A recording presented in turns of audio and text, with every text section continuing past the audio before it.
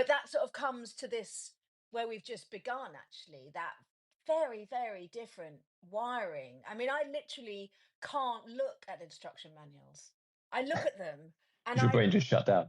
it just absolutely shuts. I can read, the most complex, difficult piece of literary fiction that's 900 pages long.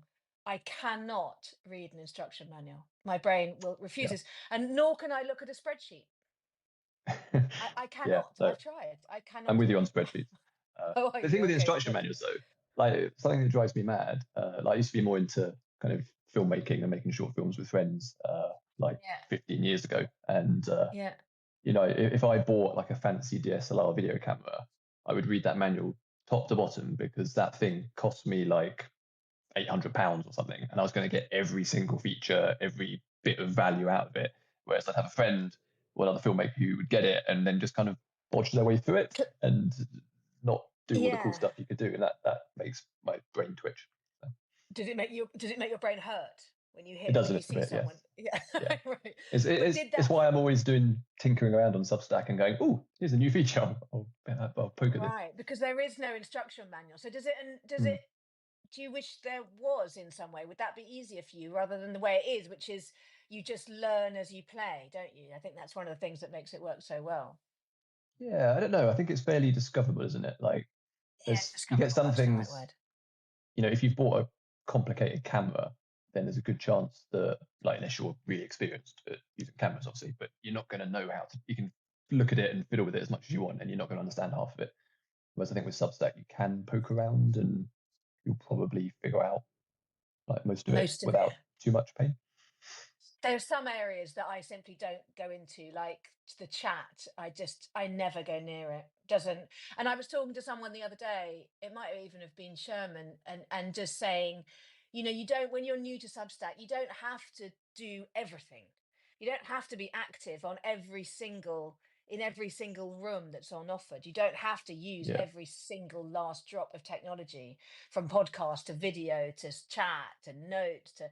You just kind of find the streams that really feed you, and don't that's how I do it anyway. Don't worry about all the other ones. I've kind of found that there's like two or three places where I'm super comfortable, like this, and posting obviously on my publication. But even notes, I don't. I hear people recommend, in terms of what it does to sort of increase your Mm. discoverability, like. But Tom Cox does it brilliantly on notes. He's always posting something hilarious there that's really funny and it really He's always works. got a But new I sheet just or some sort of weird or portal-like just now, door. yeah, or just now was Path of the Week, which I really liked as well. Very good. Yeah. He's just funny.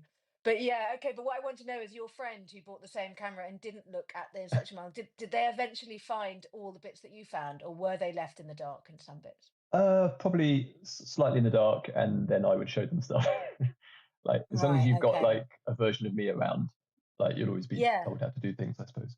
But Yeah. yeah, but I enjoy it. I think, yeah, I've always been quite a techie person, so I like exploring features and seeing how things work, and then going, oh, what happens if I plug this into this and all that kind of stuff. And you're not I'm not very afraid of it. practical. No, I'm not very practical around the house. Like when it comes to DIY, I'm absolutely useless. Like I'm Okay, terrible at you that can't kind of change a stuff. light bulb. Well, I can do that, but having said that, we do have a smart bulb that we got, and I have no idea how to connect that. But anyway, um, but yeah, when it comes to sort of computer type tech, then yeah, I'm very comfortable, and yeah, not worried about breaking it generally. I imagine it was brains like yours that built what we now view as the standard model for computer software and hardware, right? It is your kind of brain.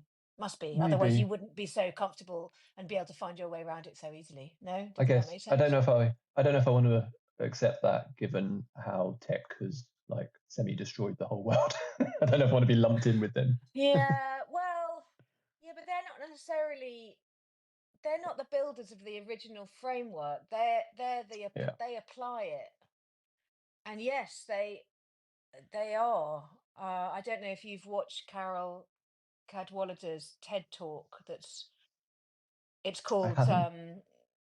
I've read a uh, lot of her stuff, The but Digital Coup. Yeah, well, I recommend anybody listening. I've put it on. I was going to say tweeted it. I've put it on notes a few times, and But yeah, I mean, it's that it's absolutely fundamentally a threat to our democracy. And actually, I've been thinking recently into, I don't know how much you know about ESG and markets, but there's a basic framework called ESG, which used to be like the ethical framework for investment, and it's now called I can't think what ESG stands for, but someone will put it in the thing right now, I'm sure. And normally it's the usual sin bucket is alcohol, firearms, tobacco, gambling, that kind of thing, right? But actually, I was having a conversation with someone the other day, like, should tech be in there now because it is a clear and vital threat to democracy, and Yeah, that's yeah, now and a current, yeah, I yeah, mean, it's we couldn't go as off topic as this if we tried. But yeah, like, the we thing that really irritates couldn't. me is like you get all the debate is around children and their access to phones and social media, which is a really important debate. But Yeah, the bit that always is left out of that debate, I'm like, what about the adults? They're really bad at yeah. it as well. Yeah, yeah, they're really bad at it. They are, and they're really well. It's you know, and I'm an addict. I know exactly. I recognise that behaviour in myself, and I absolutely don't scroll. I think that's probably why I don't get into notes actually as well, Mm, because it will twing my addict's brain. I think Tommy Swerdlow, who's also in recovery, or I think always in we're always in recovery. He put out a really great piece the other day about he's got a pain in his leg and he went to his doctor and the doctor was like, "Well, I can give you these like muscle relaxants," and he was like, because he knew already his addict's brain just kicked in absolutely immediately because you start planning. And I think that's what keeps me away from mm. notes. I stay off in. I mean, I'm on Instagram for work, but I don't scroll. I don't like spend Yeah. hours going through and Yeah, I what try other and have a rule with notes that I let myself scroll twice, and if I don't see anything, then I go do something else. stop. Yeah, Yeah, and I yeah, usually do see totally. something of interest. So the reason that works, that doesn't work on Instagram and places like that because you scroll Right. twice and it's like, no, no, keep going, keep going.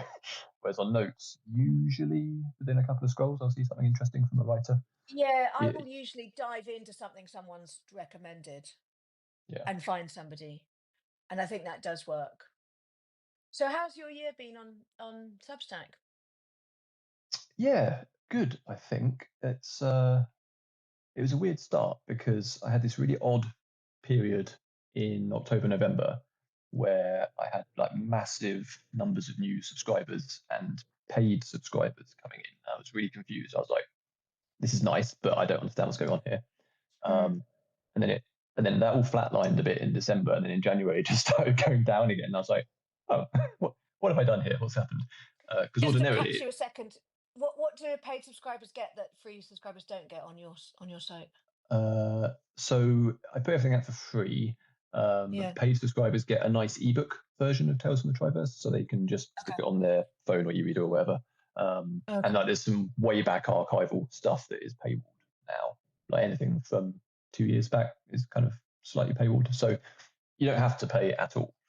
So again, that was why I was like, why are these people paying? Like, it's always Strange. Okay. lovely, but Yeah. most of my paying subscribers obviously don't do it for perks. They do it because they presumably like what I do. And I was like, it can't be this. This is very odd in such a compressed period. And then obviously Yeah. they basically were there for a month and then disappeared. And I was like, oh, is Okay. the The dream same over? the What's same numbers. Did it literally do that? well, Was it the same yeah, numbers in and out? yeah. Wow. Once I'd got longer term, you can, if you look at Mm. the graph, it kind of goes up in a fairly steady way. But there's this weird Yeah. blip where it suddenly Right. accelerated and then dropped back down to where it should be, if you see what I mean. And I'm Right. pretty sure, don't Yeah. know for certain, but I'm pretty sure it was the US election, even though I don't write anything about politics or do any journalistic stuff. But I do have some like, what is Substack videos, and here's how you use Substack. And I think it was that kind of big Oh, exodus that happened when lots more people left Twitter or were looking for stuff, and a lot of US journalism was happening on Substack about the US election. And yeah. that led people via a kind of weird circuitous route to me. Um, and then I sent them a chapter of Tales from the Triverse, and they were like, "What is this? What is this strange fiction?"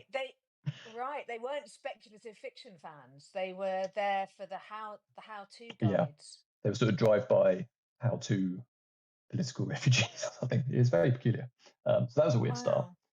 Wow. Um, and And yeah, that it's kind of was oh right, so that was January. No, that was That When was was that? sort of from the election through to January. It was all just a bit confusing and weird. And since then, it's kind of gone back Right. to a normal place. And yeah, Okay. no, it's been quite a nice year, like doing a mixture of like these live things and getting some more time for articles. And Triverse is ticking along towards its finale, and yeah, that's all quite exciting. So yeah, no, otherwise it was good. But yeah, it was a confusing start to the year where I just didn't know what was going on. How about I'm you? going to return to I'm going to return to Triverse in a minute, but I just wanted to say as well, I've been any of the classes I've been teaching on serialization, I've included you as a link at the end because, well, A, because you're great, and B, because of we are so different in the way we go Mm. about it. And it's all, I always want to keep the gate open because we are equal and opposite. And what might work for some people my way will work for other people your way, so I always include your link. So I was just trying to see whether any of my classes lined up with that spike. That was all. But I Yeah, don't think they did, and I don't think they would have sent that many people there because it would have been, they weren't as big as that, although you never no. know. If you um had that kind of power to send people to people's newsletters, that wow, would be I that would would be be quite so a powerful. thing. I think it might have been Trump, unfortunately. I think it was Trump. Yeah, you're um not quite on his level of influence. I'm not quite on his level, although I am trying in terms of sending Yes. traffic your way. Um, but in no other way do I want to be affiliated. Um, so my year, well, from January, how's it been? I think because I've been serializing, for the last 2 years, and I finished Fallout Yes. on New Year's Eve. And you know what it's like. Well, maybe you I don't know. Hang on. Well, because Dino Triverse isn't finished yet, but Not you've quite. finished others, Yeah. haven't you? Yeah. So when Yeah. you get to the end, there's a kind of incredible gallop and build and amazing and a sense of huge satisfaction, and you're there, and hopefully you've brought a really nice loyal readership with you, and then it all ends. Wow, and everything. And then there's this massive sort of dopamine crash, like, oh, Yeah. now how am I going to get my kicks? Because those two novels, Judgment of Others and Fallout, they were absolutely ready to go. And I serialized them because they were sitting in a drawer ready to go, and Hmm. and my memoir, and so that was a really good experience. But I didn't have anything else, and I knew that I was gearing up to begin a new novel, which I'm writing, which I'm about halfway through, which is, I'm absolutely writing it the old fashioned way. I'm at my desk every day. It's at first draft stage. Absolutely Yeah. nobody will read it, not my agent, no one, until I've had a good 4 drafts at it, probably. So Right. Yeah. I'm a long way from publishing any fiction on Substack, even though my whole kind of shtick with my publication, The Literary Obsessive, is all about championing literary fiction. And I don't know if you've seen that little thing. We're now getting the hashtag, 17 in fiction or whatever it is. That little, Oh, yes. The what the rising heck? in fiction. We'll get to that Yeah, in a that's on minute. my Yeah. So notes to I'm a bit talk about as well. okay, good. Right, we'll get them in. So I've been a bit like, oh, so now what? Because actually, there's hundreds of thousands of fiction writers on Substack who is not publishing fiction, and I felt very proud of being one of the few who not only was a fiction writer but who was actually publishing literary fiction on Substack, because that was quite a niche little corner, and then it stopped. So I was a bit like, what am I going to do now? So I've had to kind of square that circle inside myself in terms of my pride, my ego, my dopamine hits, my need to connect, all of that stuff. I've been like, well, the fact is I'm a literary fiction writer, and I'm off writing a novel, and it's going to take me 18 months. So Yeah. even if I had another one in the drawer to go out now, I'd have to stop writing the novel I'm writing in order to prep it and get it ready. So I Hmm. just can't do that. No. So that's why I think one of the reasons why I'm sort of been leaning into doing these live conversations, because they're really fun, they're super easy, they're great. I get to elevate or publicize other writers, which I really love doing, and I get my visibility up there as well because I'm active on the site, and I think that's good for me too. So it's like a win-win.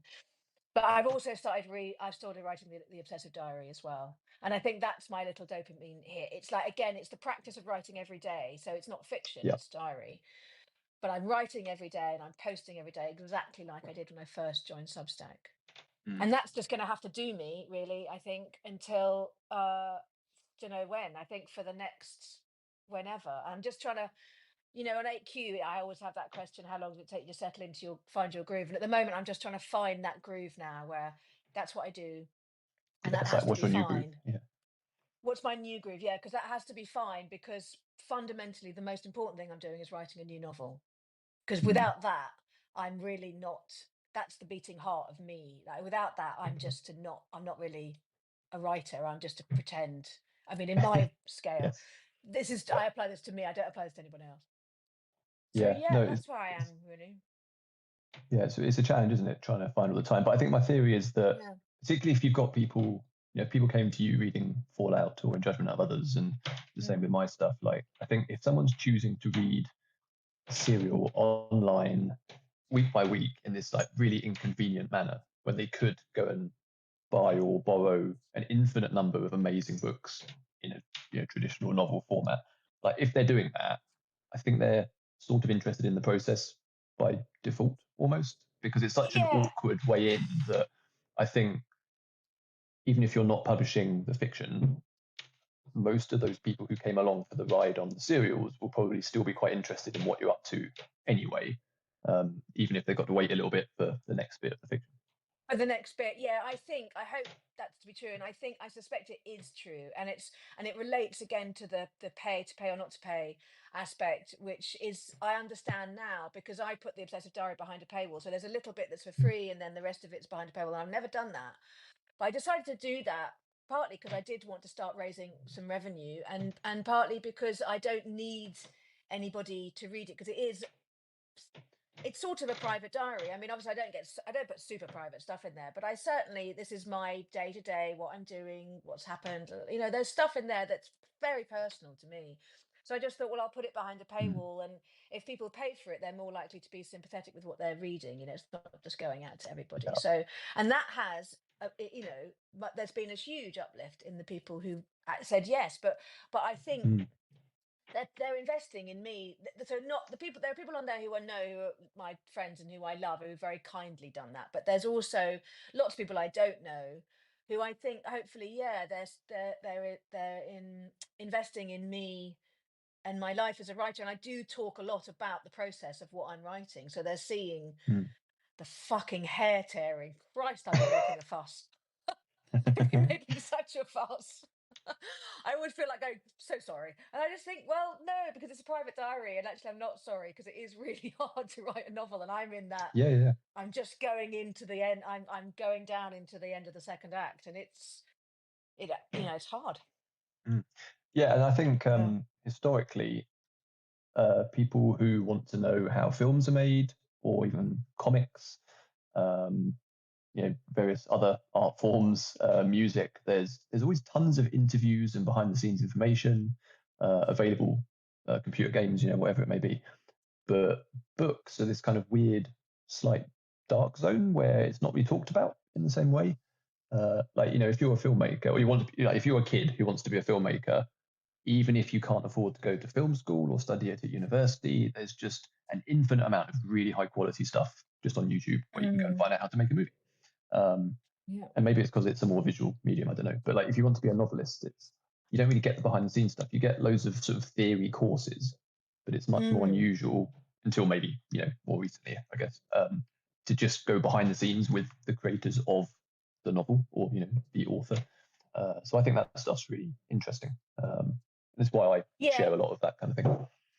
Yeah, and I mean, it's partly because it's glacial, and it's quite repetitive. I think behind Yeah. the scenes in writing a novel, it's literally just every day tearing your hair out and then moving one step forward and then two steps back. And so I think it's partly that, and also because you do get a lot of you get a kind of, in hindsight, God, yeah, it's really hard.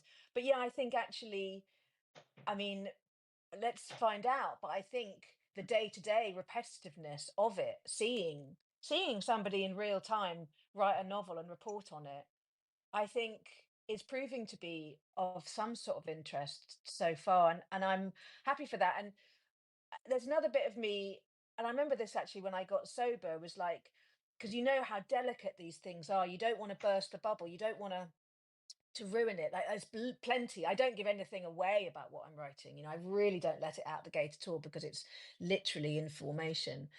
But there's also still even that. I even have a nervousness like, God, if I talk about even the process of it in real time too much, will that leak energy away from it? Yeah, you like talk it out of But existence. talk it out of existence. But actually, I've decided instead to turn it around and say, okay, I'm just going to lean on this bit because literally no one has to read the Obsessive Diary. So I can be as whiny and repetitive and boring as I want to be because it is literally just for me. So I'm sort of Mhm. making it the place where I go and gnash my teeth and feel pissed off and then feel really embarrassed because I get to be a writer. Do you know what I mean? Like Yeah. it's an amazing life. Like I really should be complaining. Yeah, but no, I think it's important also for any newer writers or people who want to Yeah, become writers. It's important to know like the trickiness of it, yeah, um, because you have to be aware of that stuff because you're going to encounter it anyway, yeah. and if you know about it It's ahead of 100% time, are. yeah, and then you also don't have that thing where you're like, is it just me? Is it do I just Yeah, find this really hard because I'm terrible at it? And it's like, no, actually, everyone feels exactly like no. that. Or trash a perfectly good novel because that daily voice at some point says, no, this is shit. And if Mm, you know that no, no, no, this is part of the process, you just don't take a breath, you know, well, you breathe, but you write from the beginning of the first draft to the end of the first draft, and then you take a view, but you do not trash it halfway through. Yeah, because yeah, otherwise, great books will be lost. So, are you writing about your process in real time on your yeah. Substack, or So how are you exploring it? So what I tend to do, so each chapter of Triverse, which goes out on a Friday, has a little author notes bit at the bottom. So it's almost like a little sort of author commentary on that chapter, Mm. which can be about anything. It can be about the story or the structure of it, or maybe something had to happen to a character and why I did that. And a bit like you were saying, I avoid spoilers so that people who are reading it can read those author notes without spoiling what's coming up.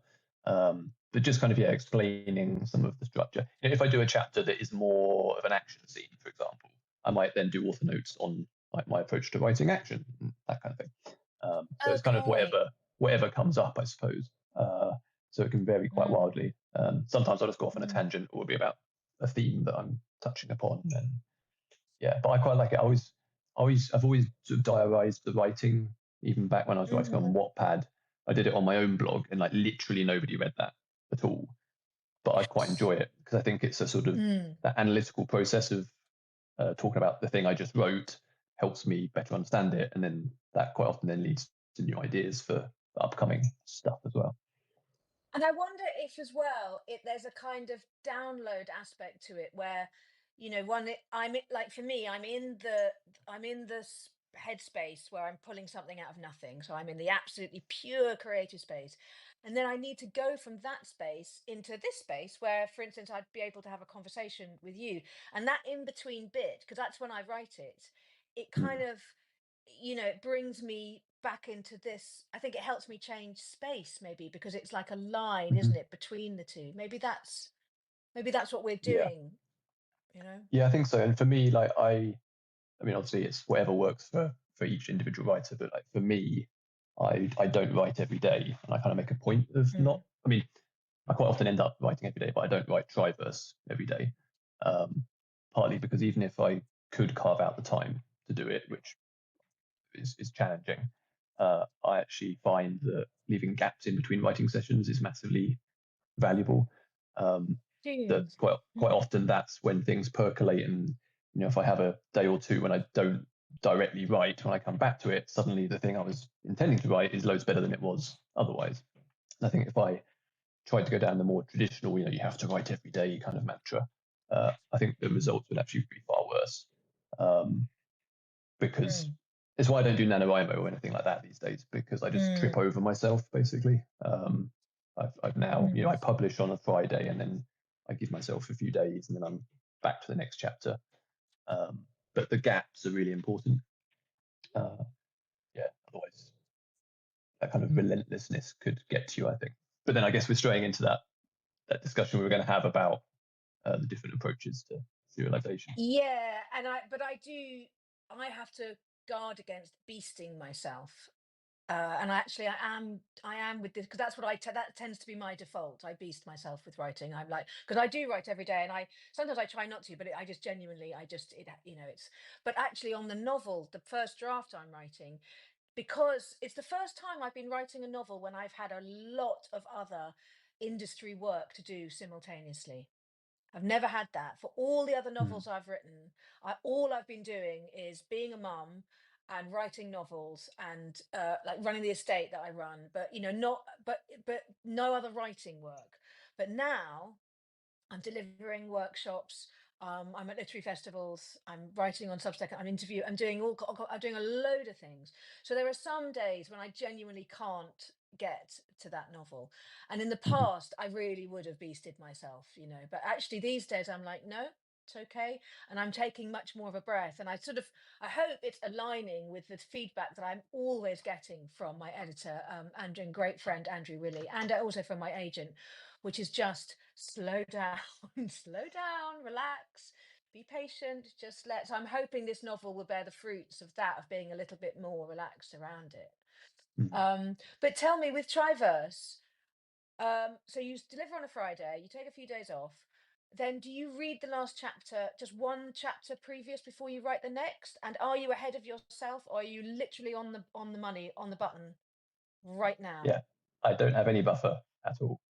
No buffer. Okay. No, I always start off with a buffer. Whenever I start a new like major project, I have this like Yeah, 10-week buffer don't or we something, all? and it just disappears, and it's like, oh, that was a nice idea.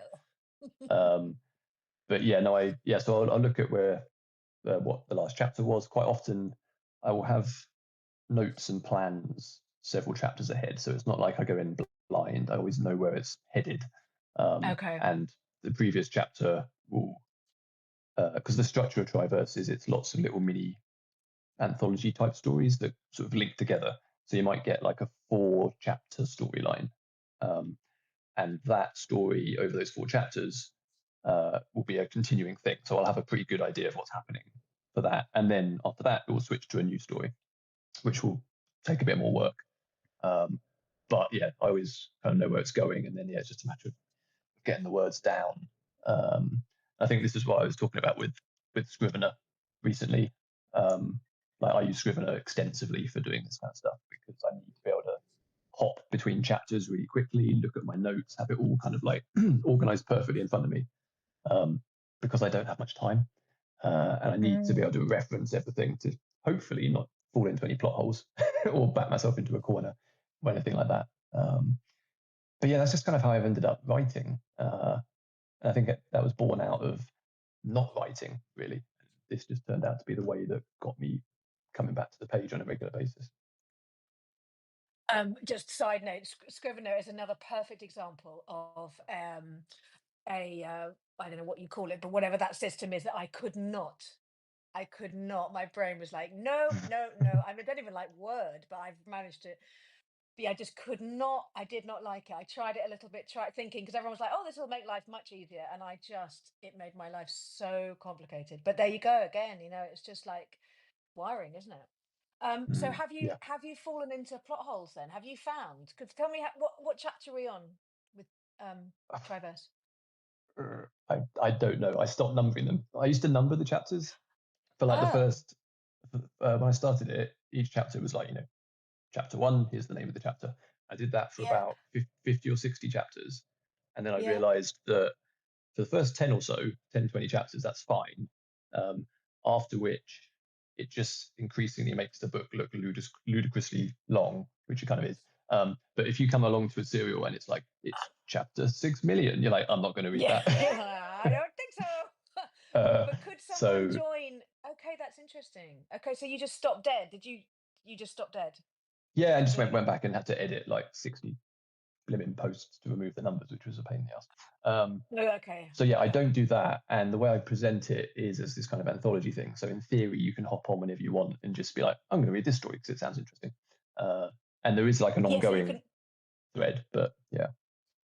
you can hop in anywhere, and it should at least be fun and make sense for for that particular section. Yeah, more or That's less. I mean, really certainly interesting. up until this year, because it's kind of entered into the kind of finale phase now, where Yeah. everything's coming together. So I think if you hopped on now, it would probably be immensely confusing. But up until this year, it was, because it's, you know, it's presented as detective crime fiction basically. So each individual storyline is a case that is being investigated. So you could, in theory, just hop onto one of those and you get that particular investigation start to finish, and that's that. Or you can read it more like a novel. But yeah, that was all me trying to figure out, how do I make this very long serial approachable and palatable, and that doesn't feel to new readers like it's just tons of homework. So it's kind of trying to break it down into something that at a glance you go, oh, this looks fun, rather than, oh my God, Yeah. that's a lot of reading. Yeah, and so right from the get-go, you did know that. That was the question you asked. You knew you had something, or you knew you wanted to write long. You knew you wanted to write multiple storylines, and the question was how to do it. Is that accurate? In Yeah, terms of your yeah, I think thinking as you began. I mean, like you're very yes, and before you. I knew Okay. structurally it was going to be quite different to what I'd done before. So my previous serials were much more like novels broken down Yeah. into serialized parts. Whereas this one, from the beginning, I was like, actually, I'm going to do this in a sort of semi-anthological manner, where it is actually self-contained stories, but with the same characters carrying through, like you're watching a TV show with a bunch of Well, I was detectives going to in. say it really, really sounds like it would lend itself incredibly well to a long running whatever Netflix something, or I keep thinking Black Mirror, but although they're not connected, but yeah, it's the self-contained but part of a whole. Mm-hmm.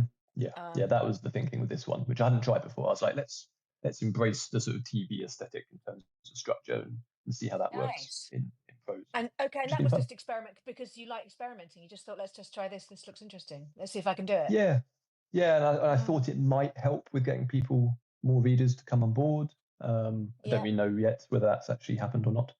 Yeah. Um, yeah, and because it was crime fiction, I was like, this would be fun to have, you know, rather than having uh, a novel approach where it might be like a single investigation that is the novel.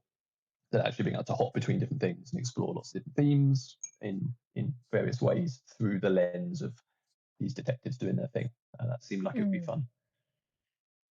And how do you know it's coming to an end? I mean, that might seem like a stupid question, but you know what I mean. How do you know? So it's two things really. So what was interesting, which I hadn't quite anticipated, is that in theory it could have gone on forever, because as long as I had ideas for the individual little stories, the investigations, I could just keep doing that. Like I've still got like 20 ideas in a folder that I could just pull out. So for most of Try versus Run, I did have a folder of ideas, and as and when I'd be like, I'm going to do this one next, and I'd like slot it in on Scrivener. I There'd be this background plot running through it as well, and character arcs and what Mm. have you. But essentially, it was, you know, one Mm. story at a time. Um, but the two things were, one, I wanted to finish it so I could do something else, which was like a big factor.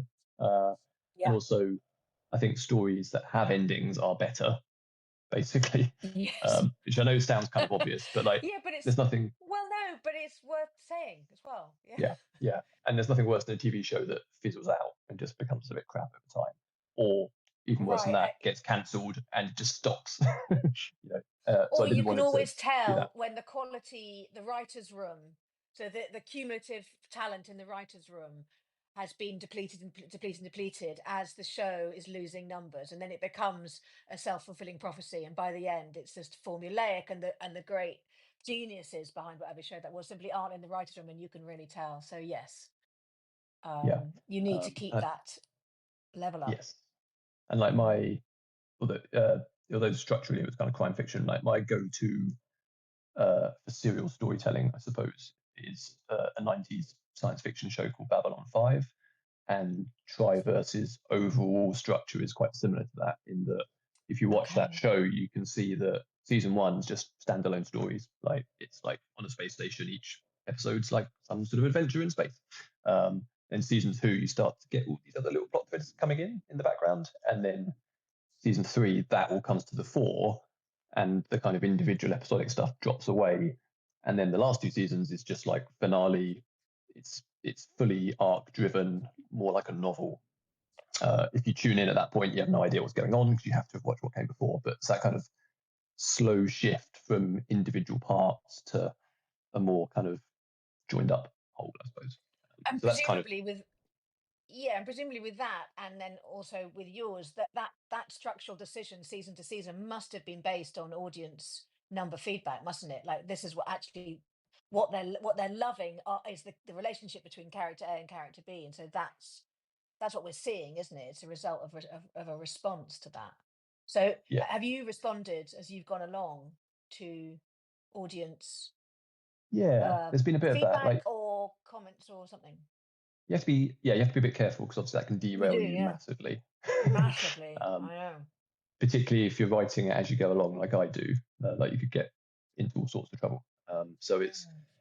I've never changed course because of that, but in a comment, if a reader comments on something, it might be that they've latched on to something that I wasn't Mm. anticipating someone latching onto, and then I'd be like, oh, actually, yeah, that is quite interesting, and that might be pulled out in a bit more detail in a future chapter. Or if a character proves particularly popular or something, that Yeah, might I might be like, oh, actually, yeah, that character did work. I'll bring them back at some point down the line. A bit like if you got a guest star on a TV show again, and everyone's like, oh, that actor was amazing, and then they come back for more guest stars the next season. It yeah, I think the comparisons with Triverse is always to the TV show format rather than to a yeah, novel, which has been yeah. it's been really fun to try and figure out like how does that work in a text-based serial format. That really explains the writing to the page, rather than having it edited and ready to go like I do it, because that's Mm, exactly, I mean, well, season to season, the show might be written, but it might not. And people, scripts are being edited and improved and changed right up to the minute that the filming, they go into production yeah. for seasons for TV as well as. So that explains it to me much better, actually. I mean, all the Mhm. time when you were talking about it, as we began talking, I kept on thinking it's TV, it's TV, it's TV. So it's like, oh, okay. And so that entire format makes much more sense to me now. So you'll get Mhm. steered. You will get steered if a reader says, "Oh, I really love the relationship between so and so, and so," or I wonder what, that kind of thing. That'll enter your. But will you Yeah. comment back, or will you just put it in your pocket? No, I won't. I won't normally be like, "Oh, that's a good idea." Yeah. But I do reply. I reply to comments um, and sort of engage with it without. So you never want. I don't want to. Obviously, you don't disagree with the reader and their No. particular reading on something. Um, Yeah. but yeah, if they're going down a completely wrong tangent, that can be interesting. But again, I don't try and like correct them because they'll discover that in the text at some point. Yeah. Um, but yeah, it's always an interesting interplay that because they don't actually want me to go in and just tell them like this is how it is because that stops it being No, interesting. But they like, there's one don't. example where there's a very minor character in the very first chapter of Triverse, so like back in September 2021, who's just this one-off character who was in the prologue, and that was meant to be it. Basically, she was kind of there as a plot device, basically to get through the stuff the prologue had to do. Um, Yeah. but there's one particular reader who, like, then for the next 2 years kept going, "What happened to Sally?" Like over and over Wow. again, like as a joke, but also kind of Yeah. like that would be good. Yeah. Yeah. So I Gosh. so I did actually at the start of this year give her like a 5-part little kind of tangent storyline that went back, and that's something I probably wouldn't have done if that reader hadn't like semi-jokingly like badgered me about it for years, and it turned into a really nice little story. So that's you know Right. the story I eventually told about her is not at all what that reader would have expected or thought of, but it Yeah. probably wouldn't have been told at all if they hadn't put it in my head as a possibility. So that was Yeah, fun. and your way of serialization allows for that level of agility and freedom of movement, doesn't it? Yes. Yeah. Which has got huge pluses to it. I still don't actually, maybe that does answer the question of why broadly genre fiction writers, serializers are more, there are more writing to the page, the serialization page, than there Mm, are literary fiction. Maybe that's it, because we're writing. Mine is very much a novel edited for serialization. Like there's no two ways about that. And if somebody thought it was great, if somebody looked at Fallout and went, brilliant, I want to adapt that, they would literally have to buy the rights and write. It would, the adaptation to screen yeah. would be of fundamentally quite a different piece of art. Hmm. Um, yeah. Um, so I think that explains the differences because, as we often say, like for me, the idea of writing a novel live is just insane. It's just like not in a million years. But actually interesting. I mean, this has been really helpful because I'm teaching again a serialization workshop with London Writers Salon in September. Um, and I think trying to explain what will suit which person, depending on what Hmm. writer you are. This is a much clearer explanation of what will suit who. Yeah, yeah, Um, so I'll and use that. And yeah, I've been pointing people to your index, your serialization index as well, as mm, I said, because yes, it's so yeah, because comprehensive. it's the way of writing that is, it's really common in comics. Like this is how most comics are Right. written, issue to issue. I mean, they will be like potentially 6 months ahead of time, and obviously they need to do it. The writer needs to write it far enough ahead that the artist can do the art. But essentially, they're writing it as they go along. TV's the same. Um, Yeah, but that yeah, makes sense to me now. I just hadn't clocked it, but now I've got it. yeah, it's far less common when it comes to sort of prose literature, that kind of thing, because we're Well, just so I used mean, I to the think novel. the novel, although think I think when Dickens was serializing, I think it was Dickens. I think he was pretty much producing chapters. That's why a lot of his Mm, novels were so long because it was all very it was audience pleasing, and his publisher was saying more, more, no, do more. I think I have to check that. Maybe somebody who's listening can yeah. correct me. Anyway, certainly there is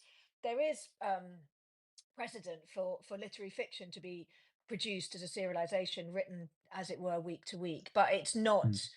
I really don't think it's applicable now because it's not, again, it's not publishers it's not my publisher who is getting me to serialize my work. It's the author doing it. And I do it to try the work out and then take it down and then submit it to publishing. So it's a sort of slightly different set of hmm. circumstances. Yeah. Um, So with you and something like Fallout, did you yeah. see that almost as a sort of test bed then? Was it like a beta reader? Let's see what the reaction is to this thing, and then that will help determine what I do next with it.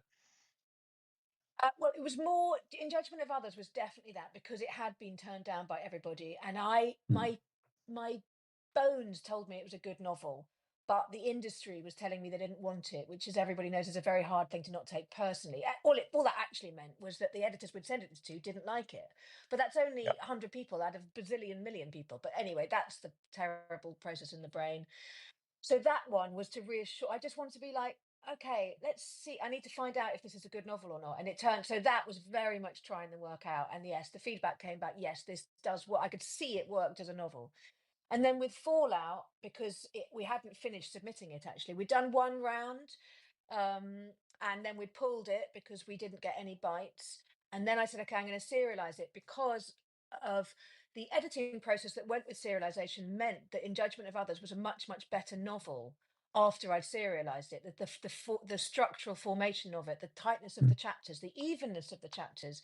And also, I lent on the classic 3-act structure, a very yeah. known, tried and tested film structure. And it created a much better novel. There's no question about it. I think if I had submitted In Judgment of Others in the state that it was after it was serialized, I think we would have got a bite. Hmm. So Yeah.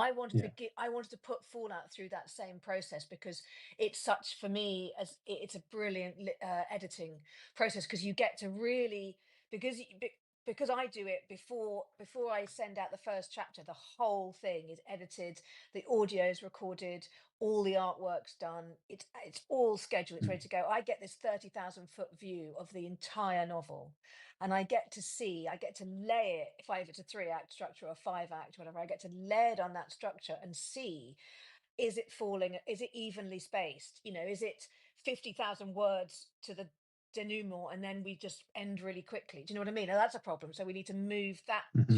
So it really gave me an editing skill that I was unaware of before. And in fact, my agent said to me, next time you write a novel, can you write it as though you are going to serialize it? Yeah. because that will absolutely give you what it does. I think is it gives a literary fiction work that little edge of commercialism, which allows it to be easily digestible by an editor who's a little bit afraid of, Hmm. you know, sort of literary fiction in the sense that it might not follow a structure which is, a usual structure, I suppose. Or even if it just means that your content, so I can still be going into depth and getting under the hood of the psyche and being free of cliche and all the things that I really endeavor to do to really get inside the characters in very small, domestic spaces, really. But it Hmm. just gives it a slightly more easy to eat structure. I think that's really what she meant. So for me now, like, it's on, we've taken it down and it's doing its thing as it needs to. I can't talk about it, but it's definitely made it a more easily digestible novel. So yeah, for this one, it's really changed my thinking around the Mm. novel I'm writing now, in terms of um, finding that sweet spot between writing exactly what I need to write. So I'm not writing to order, I'm writing the book that's in front of me, no question.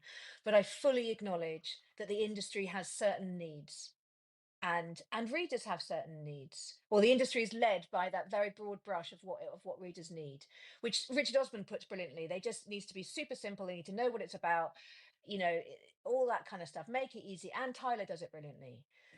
Make it easy, even if the content is hard. So Hmm. yeah, it's taught me a huge amount, and that's what I'm doing. What's it taught you? Your version. Oh, yeah. I mean, it's tricky because like in terms of, I mean, I've always written stuff since I was tiny, but like since I've written properly, as in actually produced finished projects, like I've always serialized. So I Okay. started it 10 years ago as an experiment, having never finished a manuscript basically, and hitting a point where I was like my late 30s, I think, and my son had been born, which meant, as having a very young child, you realise that you have hardly any time, and that you're not actually going to ever have much time. So you can't just keep putting it off. And then you also get that. Well, I don't know. I don't know if this is a common thing. Probably is. Like an immense sense of your own mortality. Like having a child is a good way to realize that you're not going to be around forever, I think. Yeah. At which point I was like, oh, well, I kind of wanted to be a writer when I was younger, and I seem to have forgotten to do that. And that's when I then stumbled into serializing by accident, uh, just on Wattpad as an experiment. I thought I was going to do like a 6 chapter little thing, which then turned into a sort of smallish novel sized thing. And I was writing every week and kept writing until the project was finished. And I was like, oh, that's the first time that's happened. And I've been doing it ever since, basically. Yeah. So for me, it was very much matching the practical process to the creative element, um, and discovering that my inability to finish a project was less to do with skill as a writer, I suppose, and more to do with the practical way in which I was putting it out into the world. And as soon as it was going out every week, and even if there was only one person reading, which in the early days it was basically one person showing up, uh, that just meant that I came back consistently. And that's kind of been my whole thing since then, which is that it's about that consistency rather than about uh, writing every day and doing like 2,000 words every day and all this kind of stuff. Like it's more like it doesn't matter how fast or slow you do this thing, as long as you're doing it in a consistent manner. And publishing in a serial way is like the most efficient way to create a consistent writing habit, because you just have a built-in deadline every single week. And you get a little carrot every week, even if it's only Mm. just one like, whatever it is. So I think Yeah, that is one of the beauties of doing it your way. Which and I in fact I met someone at a literary festival just on Saturday who said, yeah, I've got this piece of work and maybe serialization's the thing I to do. And I think for a lot of people, it just gets them up and off the page, off the, you know what I mean? Like it's yeah. up and it's getting down, it's off the page, it's and then you get your little boost because somebody's, or even if no one's reading, you get that kind of success of like, or that flutter, like, oh my God, it's gone out into the world. So yeah, I think it gets people over that hump, which, Yeah. I mean, there are millions of people out there with a novel half written in a drawer because they just, it's hard and they can't get over that bit in silence Yeah. on their Because the own. whole point of It's my hard. newsletter, like the non-fiction side of my newsletter, where I do like writing advice and that kind of stuff, but like I don't really tell, I don't teach like how to write higher quality stuff because there's other Mm, people who are far better qualified than me to do that. For me, it's all about just getting some writing done because you can't mm. become a better writer if you're not writing in the first place. And So true. serialization was the way that I managed to write a lot more. I think I've become a better writer simply because I've consistently done writing. Um, so yeah, that was a big deal for me. And trying to, having discovered that, it's kind of like I just want to tell everyone and go like, look, if you're really struggling and if you never finish anything and if you're always distracted by other projects, just try doing it this way. It sounds a bit mad, but actually, it works rather nicely for some people. No, I mean, I think that's just a super wise thing to say, piece of advice to anybody. You cannot become a better writer unless you're writing. And to, in order to do that and have that support by serializing it, Mm, just getting it out there every week, you are doing that. And actually, what you meet, no matter where you are in your learning curve, you meet support, don't you? I think, yeah. right? Here on Substack, anyway, I think you meet support. And then you do become a better writer every single week of putting that work out there. You Hmm. learn and you become a better writer. Yeah. That's a brilliant piece of advice. And then you, particularly with kind of serial writing like this, you do build the habit. Like if you've always struggled to Yeah, create a writing habit, this is a great way to do it. So back when I yeah, started it, it was really difficult getting a chapter out every week, like almost impossible. But yeah. over time, I got more used to it, and now I can do it fairly easily. Touch wood. And now I write a chapter of fiction every week, and I do the Monday newsletter, which also goes out with like audio recording podcast versions. I occasionally do videos. So I've sort of doubled my writing output, I suppose. Wow. And I'm doing other random bits here and there. And all of that would have been entirely impossible, like literally Mm, impossible to me 11 years ago. I yeah, couldn't have fathomed how to do it. But then yeah. slowly, bit by bit, you kind of build it up. And it's not easy. It's No, a ridiculous amount of work, but it's something that it was literally impossible to my brain. I now do on a weekly basis, and that's quite exciting. And switching over to Substack in 2021, or rather, switching to my own newsletter format has just kind of accelerated all of that. Yeah, it's pretty exciting. yeah, it's a fitness. I notice that if I take, I mean, I often take July off. That's my break in the year. And when I come back to work again in August, I have to build that. I can feel the fitness that I build throughout the rest of the year has slightly waned. And also, it's a confidence, isn't it? When you write every day, you do get more confident. And that means that you cut out a lot of the time spent doubting, deleting, worrying, nail biting. It just gets, the whole thing just gets quicker. And I think I find I use my time much more efficiently now because it's a confidence not in my work, but in the process of writing. I now understand that this process is just about getting it on the page. And then once it's out, then you can start editing about. So I think, I mean, that's why it took me 12 years to write my first novel and only 18 months to write the second one. It's Yes, confidence. exactly, yeah. Yeah. um, yeah, and building in that consistency. And I think the thing that Yeah. worries me is that quite often, like the standard advice for how to build a writing habit or that consistency is you must write every day, or you must do X amount every day. And for some people that works great, which is cool. Um, but for loads of people, for all sorts of different reasons, that's not possible. Mm. Um, so my approach is very much like the opposite way around. It's like, what's the least amount you can write, but still make progress? Because whatever that is, at some point you will then have a novel. Um, but like, yeah, if you can only write once a week, that's fine. But That's make sure okay. it's every week. And yeah, realizing that I think is what helped me write. Because otherwise, if you're trying to do the right everyday thing and then you can't do it, you're just continually disappointing yourself and then It's just feeling another like you're a failure. failure. Yeah. Yeah. Yeah, I teach that, and I say it to friends or emerging writers. Like I set the bar incredibly low. How just set it super low, and then be consistent. And Yeah. it is that it's sustaining whatever the practice is. low, easy, consistent, sustain it. Yeah, and Hmm. it builds confidence. And you do. I mean, that's the way. I mean, I do. As I say, I write every day, but even that never often it doesn't feel like enough. But I know if I do that every day, eventually, suddenly, I'll end up with a novel. I'd be like, how the hell did that happen? And it happened Yeah, because by I accident. turned up, totally by accident. I turned up and I did that thing. It's wild, man. We're nearly out of Yeah. time, Simon. Look, it's 3 o'clock. Um, No. what was I going to say? Yes, anybody listening who has got a piece of work and they just don't know how to get it up and off the page, Simon is a great resource for building that confidence and doing what he does, which is to serialize. You know, live serialization is a brilliant thing. So subscribe to Simon, and he'll teach Yeah. you how to do it. Yeah. Yeah. It's not for everyone, but for some people, it might be the one weird way of doing something that will actually The click. one well, actually, I think it's probably for many people. It just and then they might not then do it as their practice once they're up and out, but it might just Mm. move Yeah. that piece of work forward. And if you want to know about the daily whining of writing a novel, you can subscribe to me. You need to work on the pitch a little bit there. Oh, really? um, Delightful. See, an hour flew by. I knew it would. Yeah.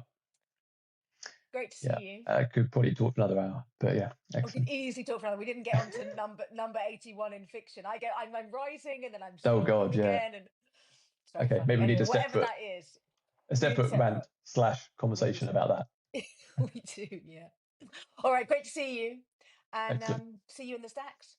Okay, Yes, excellent. Thanks everyone. bye.